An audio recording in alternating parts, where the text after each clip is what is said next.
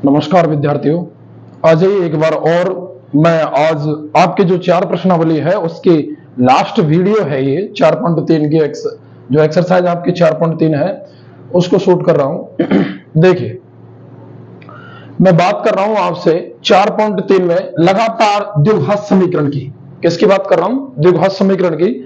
और उसी द्विघात समीकरण के बारे में बात करते करते हुए हम आज अंतिम पड़ाव पर हैं 4 प्रश्नावली के पर। और 4.3 में आज हम बात करेंगे एक विविक्तीकर सूत्र की। और विविक्तीकर का मतलब यह है कि आपने जो द्विघात समीकरण पढ़ा है, पहली बात तो यह है प्यारे साथियों, इसका जो मानक रूप होता है वो होता है ax² plus bx plus c। अब यहां से क्या होता है, यहां से हम इसके मूलों की प्रकृति ज्ञात करने का एक सूत्र पढ़ते हैं जिसको हम दर्शाते हैं d बराबर b² माइनस 4ac। d होता है विविक्तीकर, ठीक है, हिंदी में इसको ही बोलते हैं। और ये होता है b² माइनस 4ac। b क्या होता है, a क्या होता है, c क्या होता है। तो सुनिए, इसमें a जो है वो x² का गुणांक है, b जो है वो x का गुणांक है, और c क्या है, अचर पद यानी जो स्वतंत्र राशि होती है वो c होता है। अब यहां पर अपन a, b और c के मान रखेंगे और इसकी वैल्यू निकालेंगे। पहली कंडीशन, यदि d का मान 0 से बड़ा आ गया तो 0 से बड़े आने पर मूल वास्तविक और बराबर होंगे। मूल वास्तविक और कैसे होंगे, बराबर, और उनका क्या होगा, अस्तित्व होगा। और यदि दूसरी कंडीशन में d लेस देन 0 हो तो मूल कैसे होंगे, काल्पनिक। कैसे होंगे, काल्पनिक, और अस्तित्व नहीं होगा। वास्तविक चीजों का अस्तित्व होता है, काल्पनिक चीजों का कोई अस्तित्व नहीं होता। कल्पना मात्र से जिन चीजों को हम मानते हैं उनका कोई अस्तित्व नहीं होता। जैसे अभी मैं बोल दूं आपसे कि मैं बॉम्बे घूम रहा हूं या दिल्ली घूम रहा हूं, तो ये अस्तित्व नहीं है, मैं सिर्फ कल्पना मात्र कर रहा हूं। तो काल्पनिक इमेजरी नंबर भी होती है हमारी मैथमेटिक्स में। और ये होता है d बराबर 0, तीसरी कंडीशन। और बराबर में मूल बराबर होते हैं और वास्तविक होते हैं और उनका अस्तित्व होता है। सॉरी, ये यहां अलग अलग लिखेंगे अपन। क्या लिखेंगे, अलग अलग। d ग्रेटर देन 0 है तो मूल वास्तविक और अलग अलग होंगे, वास्तविक और अलग अलग। और यदि देखो मूल वास्तविक है तो उनका अस्तित्व होगा, और मूल वास्तविक नहीं है तो उनका अस्तित्व नहीं होगा। यहां लिखेंगे अस्तित्व नहीं होगा, यहां पर अस्तित्व होगा। तो सुनिए, d ग्रेटर देन 0 पर मूल वास्तविक और अलग अलग उनका अस्तित्व होगा। d लेस देन 0 पर मूल काल्पनिक अस्तित्व नहीं होगा, और d बराबर 0 पर मूल बराबर और वास्तविक। सिर्फ एक कंडीशन है, यदि d का मान यानी b² माइनस 4ac का मैं मान निकालूं और वो 0 से छोटा जाए। 0 से छोटी संख्या होती है ऋणात्मक। क्या होती है, ऋणात्मक। और ये अपने रूट के अंदर जितनी भी ऋणात्मक संख्या हुई वे सब के सब कैसी संख्या मानी जाएंगी, काल्पनिक संख्या। क्योंकि देखिए, जैसे आपसे मैं बोलूं √4 का वर्गमूल क्या होता है, वो 2 होता है। अभी मैं बोल दूं कि माइनस का 4 क्या होता है, अब बताओ। अब आप इसको कैसे लिखोगे, 4 into iota square. Iota square mathematics में एक संख्या होती है, काल्पनिक नंबर बोलते हैं हम इसको, और इसकी वैल्यू -1 होती है। तो मैं यहाँ 4 को बाहर निकालूं 2 और आयोटा स्क्वायर क्या हो जाएगा, आयोटा। तो -4 जो रूट होता है उसका जो वर्गमूल होता है वो होता है 2 आयोटा, ठीक है। अब ध्यान रखना, d ग्रेटर देन 0 यानी धनात्मक मान और बराबर 0 होने पर मूल वास्तविक होंगे। यदि ग्रेटर देन 0 है तो अलग अलग, और बराबर है तो बराबर, और लेस देन 0 पर मूल काल्पनिक होंगे, और मूल वास्तविक है तो अस्तित्व होगा, चाहे कोई सी कंडीशन हो, चाहे ये हो चाहे ये हो, ठीक है। ये ध्यान रखेंगे। दूसरी बात, एक द्विघाती सूत्र है, हम उसको पढ़ते हैं द्विघाती सूत्र के नाम से। मूल ज्ञात करने का सूत्र है ये, पहले पुरानी बुक्स में श्रीधराचार्य के नाम से था। तो इसका सूत्र है x बराबर -b plus minus √d upon 2a, जहां पर d क्या है, d है सब b² माइनस 4ac। d की जगह ये रखेंगे। और रूट के आगे आपको पता है दो चिन्ह आते, एक प्लस का और एक माइनस का। इस हिसाब से हम सवाल क्यों क्या ज्ञात करेंगे, मूल ज्ञात करेंगे, x की वैल्यू ज्ञात करेंगे यदि अस्तित्व होगा तो आ जाइए सवालों पर, ज्यादा समय नहीं खर्च करते हुए ये सूत्र आपको याद करने पड़ेंगे। ठीक है, ये मैंने इसलिए लिखा है कि आप एक बार इनको हल्की सी नजर से ध्यान रख लो। देखो पहला जो सवाल है पहले का वो है 2x² माइनस 3x प्लस 5। मैं यहां से आपसे पूछूं मान, तो देखो x² गुणांक a होता है, a की वैल्यू 2, b की वैल्यू -3, ये x का गुणांक, और c की वैल्यू 5। ध्यान रखना पहले x² गुणांक a, x का गुणांक b और अचर पर क्या होता है, c होता है। अब यहां से अपन निकालेंगे d की वैल्यू,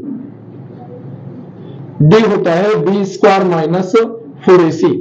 तो यहां पर अपन देखो क्या करेंगे, ये हो जाएगा आपका b² माइनस 4ac, जो मान निकालेंगे अपन b² माइनस 4ac का, b की जगह रखो -3 का वर्ग -4, a की वैल्यू 2 और c की वैल्यू 5। तो ये हो जाएगा -3 का वर्ग 9 माइनस 5 दूनी 10 और 10 चौका 40, यानी कि -31, यानी कि क्या है, d लेस देन 0।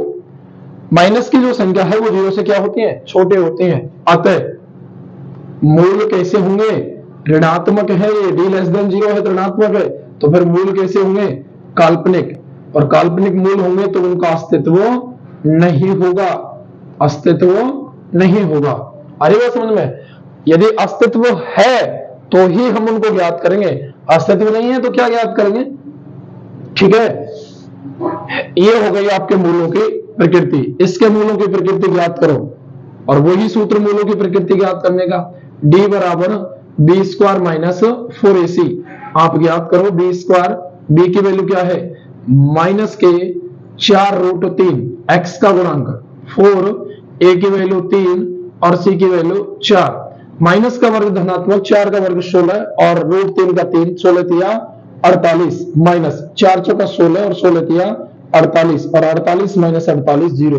तो d बराबर क्या आ गया, 0। d बराबर क्या आ गया, 0।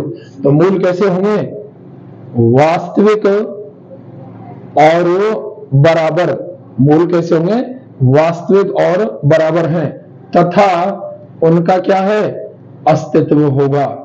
क्या होगा साहब, उनका अस्तित्व होगा। यदि अस्तित्व है तो अपन ज्ञात करेंगे x बराबर -b plus minus √d upon 2a।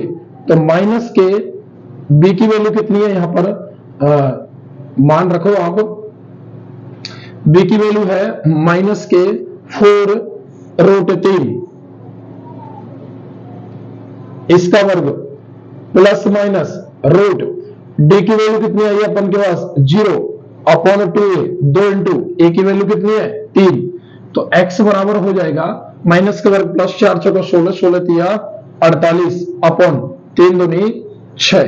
ठीक है, और ये हो जाएगा आपका प्लस माइनस 0, ये 6 8 48 हो गया। अगली बात में देखो, 4 का वर्ग 16, √3 का 3, 16 तिया 48 और 3 दूनी 6 से 8 बार कट गया। तो x का मान ये आ जाएगा, एक बार 8 प्लस 0 और एक बार 8 माइनस 0, दो चिन्ह है ना, तो x के दो मान आ गए, कितने, 8 और 8। ये है इसके मूल, ये क्या है, इसके मूल है। आगे बात समझ में, आगे देखो,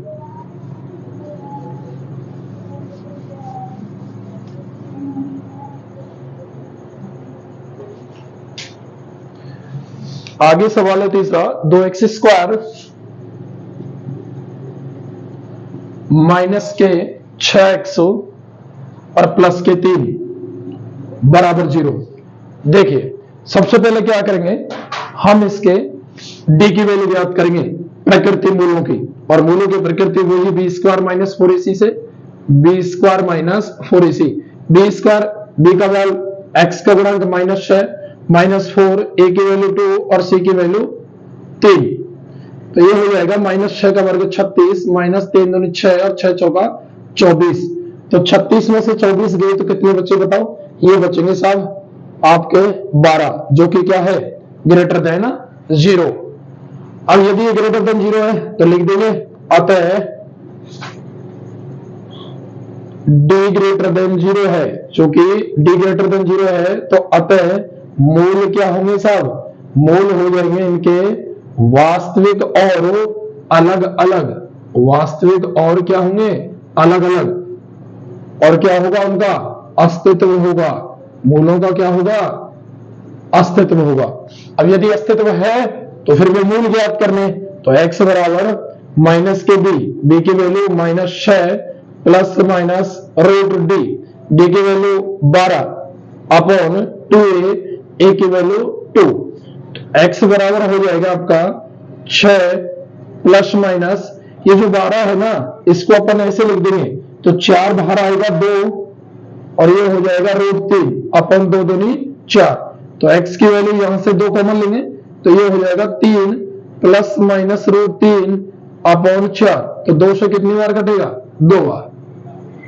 तो x के 2 मान आ जाएंगे, एक तो x का मान आ जाएगा 3 प्लस और √3/2 और एक x का मान आ जाएगा 3 माइनस के √3/2।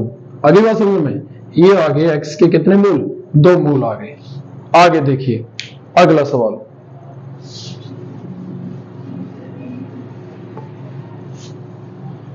दूसरा जो सवाल है वो क्या कह रहा है, दूसरा सवाल कह रहा है k का मान ज्ञात कीजिए। क्या कीजिए, दूसरा जो सवाल है आपका वो है k का मान ज्ञात करो जबकि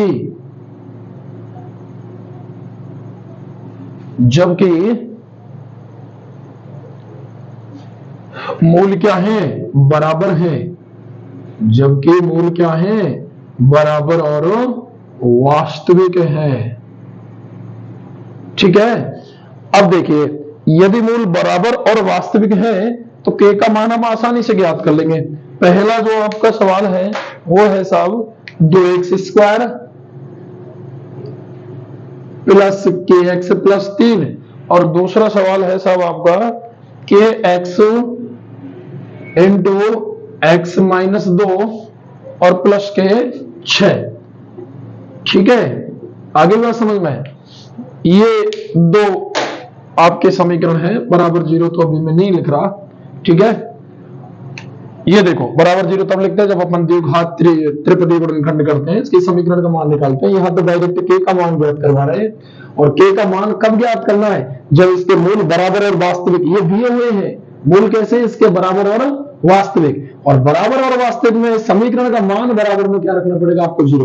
तो लिख देंगे क्योंकि मूल कैसे हैं, बराबर और वास्तविक हैं। कैसे हैं, तो d बराबर क्या हो जाएगा, 0। और d क्या होता है साहब, d होता है b² माइनस 4ac। तो b की वैल्यू क्या है यहाँ पर, k² माइनस 4, a की वैल्यू 2 और c की वैल्यू 3 बराबर 0। तो k² बराबर इसका अपन क्या कर देंगे, पक्षांतरण, 4 तिया 12 और 12 तिया 36। तो k बराबर आ जाएगा साहब प्लस माइनस 36।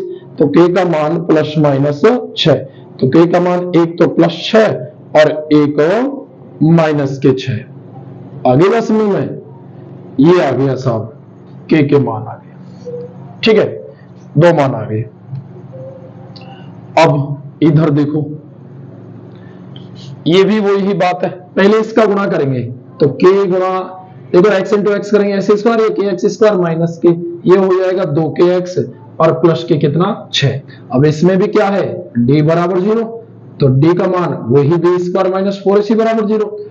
अब वही बात हो गई ना, देखो b की जगह क्या है, माइनस के 2k, तो माइनस 2k का वर्ग माइनस 4, a की वैल्यू k इंटू c की वैल्यू 6 बराबर 0।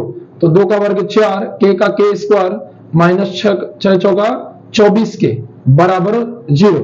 अब देखिए यहां से 4k कॉमन आ रहा है क्या, बिल्कुल आ रहा है साहब, एक तो k बचेगा और एक माइनस के 6 बराबर 0। तो या तो 4k बराबर 0 या k माइनस 6 बराबर 0, ये दोनों संख्या गुणा के रूप में 0 बराबर। तो यहाँ k का मान 0 और यहाँ k का मान 6। तो ये हो गए साहब आपके k की वैल्यू। आगे बात समझ में, कब, जब मूल उनके वास्तविक और बराबर दिए हुए हैं तो वही कंडीशन लगानी है और फिर आपके आराम से k का मान याद आ जाएगा। इस प्रकार के सवाल वहां पूछे जाते हैं, ध्यान दीजिए, ये सवाल बहुत अच्छे हैं। बोर्ड के एग्जाम में ऐसे सवाल पूछने की संभावना रहती है, अधिकतर पूछता है। तो इन सवालों को ढंग से करिएगा। आगे देखो, आपका जो सवाल नंबर तीसरा है वो क्या है, पढ़िए उसको। क्या ऐसी आम की बगिया बनाना संभव है जिसकी लंबाई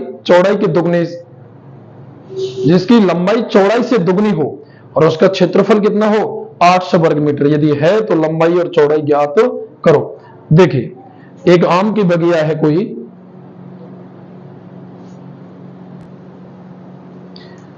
तो सवाल है आपका, क्या ऐसी एक, देखो कोई बगिया है, कोई आम की बगिया जिसकी लंबाई उसकी चौड़ाई से क्या है, दुगनी है साहब।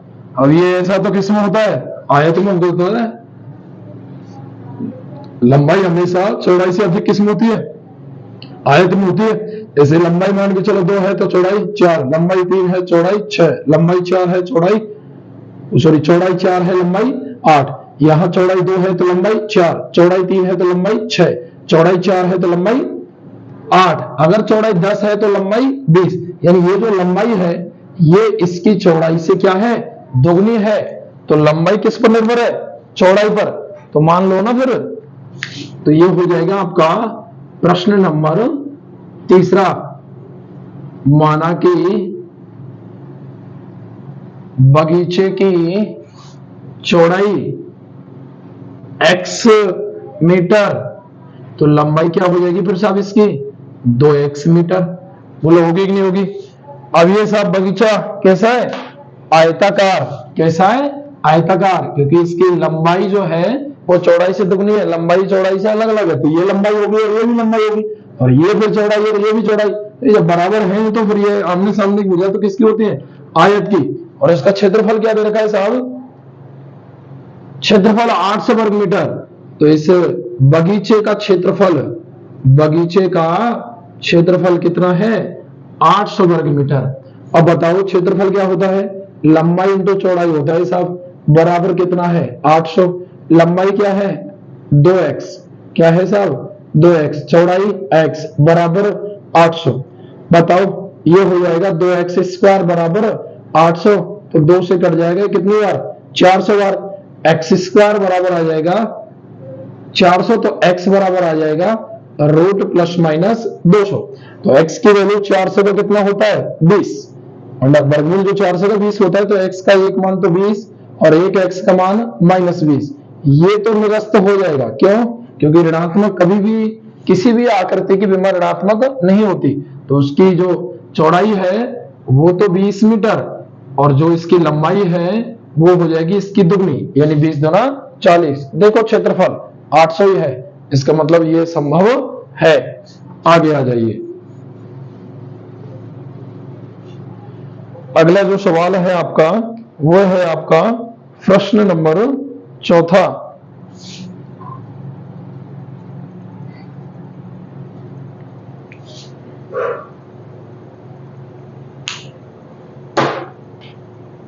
और चौथा जो प्रश्न है वो ये है कि यदि दो मित्रों की आयु का योग कितना है साहब, 20 वर्ष है। कितना है 20 वर्ष, और 4 वर्ष पूर्व उनकी आयु का गुणनफल कितना था 48।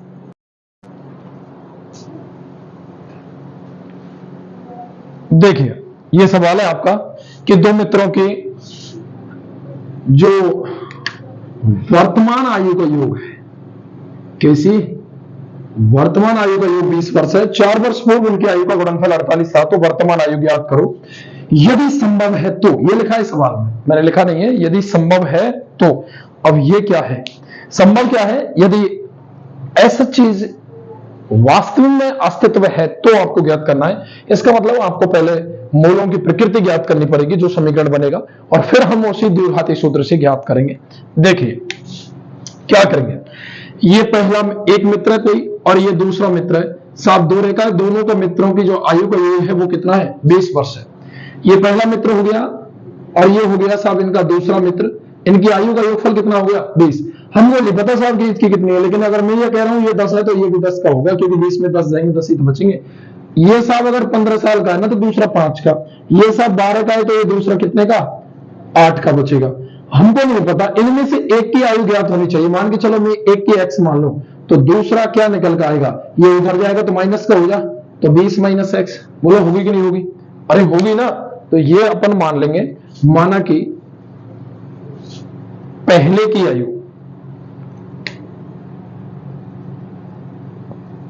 माना कि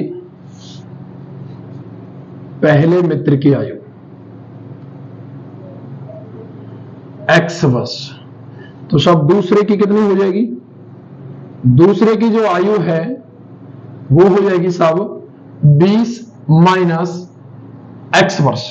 बताओ होगी या नहीं होगी? बिल्कुल होगी साहब। 4 वर्ष पूर्व क्या कह रहा है ये प्रश्न, ध्यान दीजिए आप तसल्ली से, कि 4 वर्ष पूर्व उनकी आयु का गुणनफल 48 था। क्या था? 48। तो 4 वर्ष पूर्व इसकी आयु कितनी हो गई? x माइनस 4, और इसकी आयु 4 वर्ष पूर्व, आप 20 x में से 4 घटाएंगे तो ये हो जाएगा 16 माइनस x।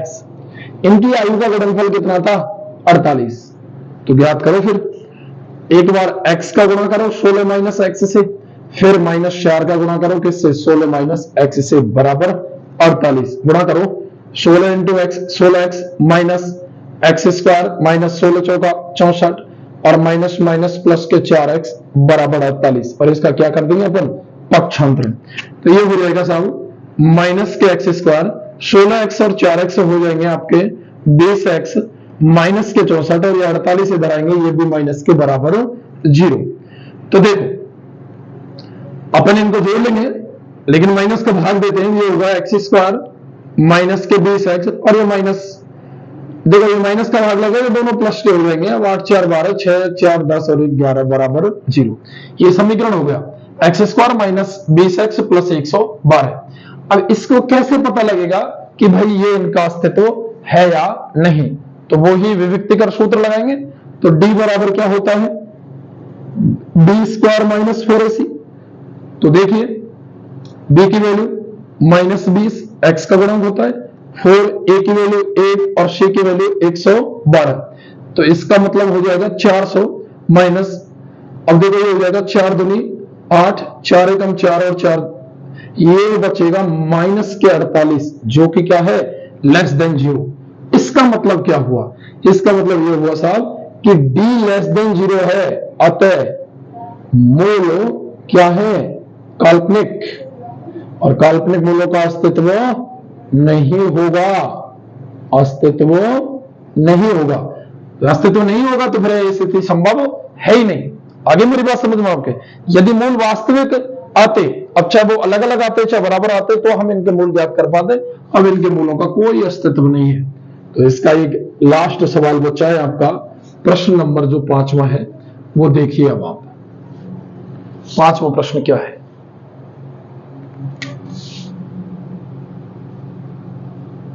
पांचवा प्रश्न यह है कि परिमाप 80 मीटर और क्षेत्रफल 400 वर्ग मीटर पार्क को बनाना संभव है। तो देखिए साहब, ये कोई पार्क है, एक ऐसा आयताकार। अब इसमें यह क्या कह रहा है कि इसका जो परिमाप है, क्या है साहब?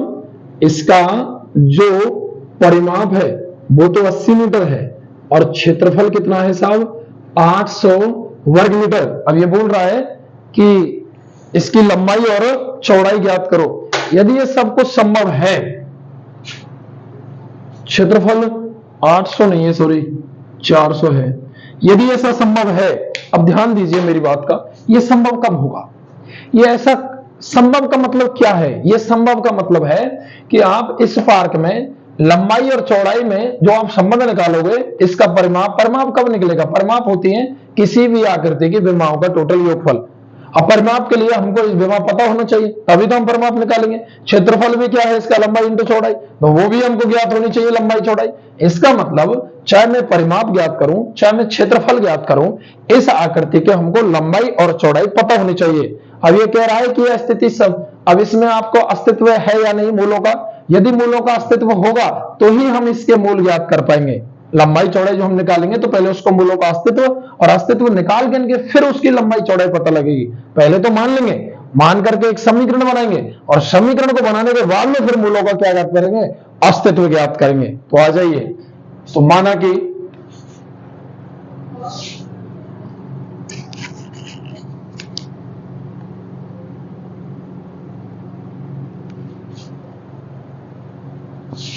पार्क की लंबाई x और चौड़ाई क्या मान लेंगे साहब हम, y। तो पहली कंडीशन क्या दी है आपको सवाल ने, पहली कंडीशन दी है कि इसका परिमाप 80 मीटर है। परिमाप होता है 2 इंटू लंबाई प्लस चौड़ाई, और ये कितना है 80 मीटर।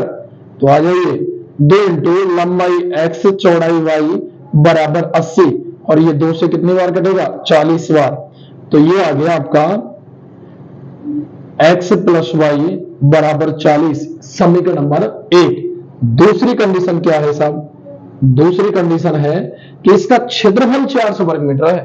क्षेत्रफल कितना दे रखा है, 400 वर्ग मीटर। तो लंबाई इंटू चौड़ाई होता है क्षेत्रफल, और ये कितना दे रखा है 400 वर्ग मीटर। लंबाई x और चौड़ाई y बराबर कितना 400। अब ध्यान दीजिए, ये कह रहा है कि ये संभव है। अब ये संभव का मतलब सिर्फ यही है कि भाई इनके मूलों का अस्तित्व है या नहीं। और मूलों का अस्तित्व कब होगा, जब ये मूल वास्तविक होंगे। और वास्तविक कब पता लगेगा, जब ये समीकरण द्विघात समीकरण बदलेगा। तो मैं क्या कर रहा हूं, समीकरण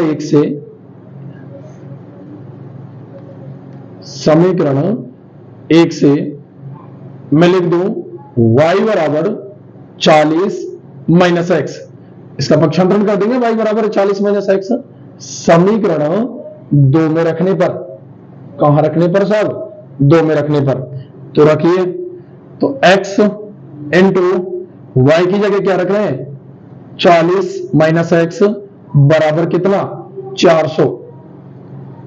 भाई y की जगह कितना दिया 40 माइनस एक्स, तो गुणा करो x into 40 x minus x square, और इसका अपन क्या कर देंगे पक्षांतरण। तो माइनस के 400 बराबर 0। ये देखो माइनस का एक्स स्क्वायर है तो माइनस का भाग दे दो, एक्स स्क्वायर प्लस का, ये प्लस का है तो ये किसका माइनस का, और ये माइनस का है तो ये भी किसका प्लस का, बराबर 0। अब वही अपन इसके मूल ज्ञात करेंगे विविक्तिकर सूत्र से। तो d बराबर क्या होता है B square minus 4ac, b की वैल्यू माइनस 40 का वर्ग माइनस 4, a की वैल्यू 1 और c की वैल्यू 400। 40 का वर्ग 1600 माइनस 1600 बराबर 0। अब देखिए आप क्या आ गया, d बराबर 0, अतः मूल क्या है वास्तविक। क्या है साहब वास्तविक है। तो क्या होगा इनका अस्तित्व होगा। अब यदि अस्तित्व है तो फिर उन मूलों को क्या करेंगे ज्ञात करेंगे। तो ज्ञात करो, तो x बराबर फॉर्मूला होता है minus B plus minus root D upon 2a। तो x बराबर क्या है साहब माइनस के b। अब b की वैल्यू कितनी है यहाँ, x का गुणांक माइनस के 40।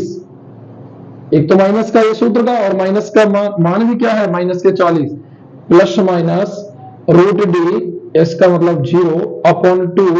a की वैल्यू कितनी है साहब, a की वैल्यू है x का गुणांक 1। तो x बराबर minus minus plus 40 plus minus 0 upon 2, ये 2 से कितनी बार कट जाएगा 20 बार। तो x बराबर एक बार 20 प्लस 0 और एक बार x बराबर 20 माइनस 0।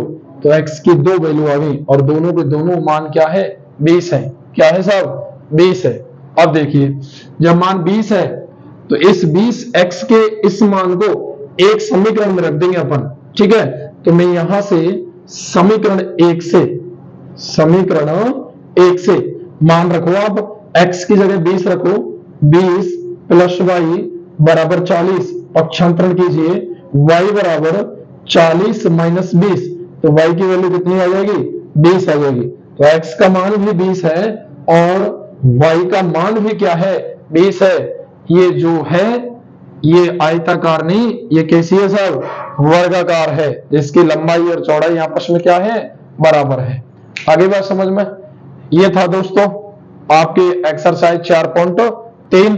अब हम आगे बात करेंगे एक्सरसाइज 5 की, जो कि आपकी समांतर श्रेणी की एक्सरसाइज है। ठीक है, और समांतर श्रेणी की एक्सरसाइज को देखने के लिए लगातार आप मेरी वीडियो को देखें और नोटिफिकेशन आ जाए उसके लिए बेल आइकन के बटन को दबाएं, चैनल को सब्सक्राइब भी करें। ठीक है, और ज्यादा से ज्यादा मैं बोल रहा हूं कमेंट और लाइक करके चले वीडियो पर, जिससे मुझे भी कोई मोटिवेशन प्राप्त हो और मैं ज्यादा एफर्ट लगा सकूं आपको पढ़ाने के लिए। ठीक है, धन्यवाद साथियों, जय हिंद, जय भारत।